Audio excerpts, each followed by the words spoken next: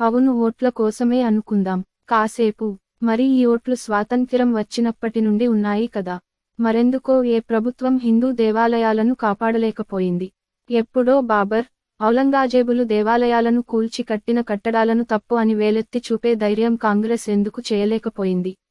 సరే, దేవాలయాలను కూల్చి కట్టిన కట్టడాలను కూలుస్తున్నారు అంటున్నారు కదా, మన భూమి ఎవడో కబ్జా చేసి కట్టుకుంటే ఊరుకుంటున్నామా? గొడవకు దిగమా?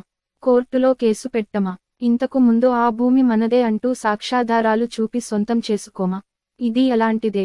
సనాతన ధర్మాన్ని, లక్షల సంవత్సరాల నాటి ఆలయాలను కూల్చి కట్టారని తెలిసిన కూడా జోక్యం చేసుకోకుండా కనీసం నోరు కూడా మెదపని ప్రభుత్వాలను ఏ బాబురు బ్రాండ్ అనుకోవాలి?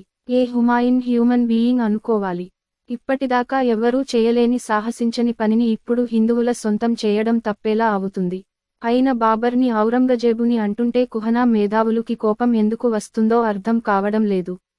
అంటే వీళ్ళు భారతదేశంలోనే బ్రతుకుతూ దేశంతో ఏమాత్రము బంధం లేకుండా కేవలం వలస వచ్చిన మతస్థుల్లాగే ప్రవర్తిస్తున్నారా? వీళ్ళు భారతీయులు అనుకోవడం లేదా?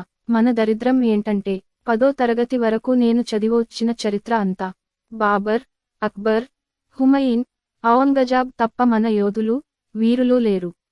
కట్టారు, పరిపాలించారు, యుద్ధాలు చేశారు అంటూ కేవలం కొన్ని వందల సంవత్సరాలు పరిపాలించిన మొఘలులకు సంబంధించిన సమాచారమే తప్ప. ఖుదీరామ్ బోష్, గురు గోవింద్ సింగ్, సంభాజీ కథలు లేనేలేవు నేను చదివిన చరిత్రలో. వీళ్ల త్యాగాల గురించి ఏ విద్యార్థులకు తెలియనేలేదు. ఇదంతా కాంగ్రెస్ వెలగబెట్టిన కుట్ర కాదంటారా? కాశీలో, బెంగాల్లోని ఊచకోతలకు సంబంధించిన అంశాలు చరిత్రలో పాఠ్యాంశాలుగా చేర్చి ఉంటే ఈ పాటికి ప్రతి విద్యార్థి నరనరాల్లో దేశభక్తి అంటే ఏంటి, సదాచారం ఎంత గొప్పదో తెలిసేది. కేవలం దేవాలయాలని కొల్లగొట్టడానికి, సంపద దోచుకోవడానికి వచ్చిన పట్టణాల పేర్లను మార్చేసిన మొఘలుల పరిపాలన సమర్థించే బదులు అయ్యో వీళ్ళా మా పూర్వీకులు, మేమంతా వీళ్ల సంతతికి చెందిన వారమా అని బాధపడాల్సింది పోయి ఓట్ల కోసమే ఇదంతా రాజకీయాలు అంటూ ఏడుస్తున్న మేధావులారా, నిజమే ఓట్ల కోసమే, ఇదే ఫిక్స్ అయిపోండి.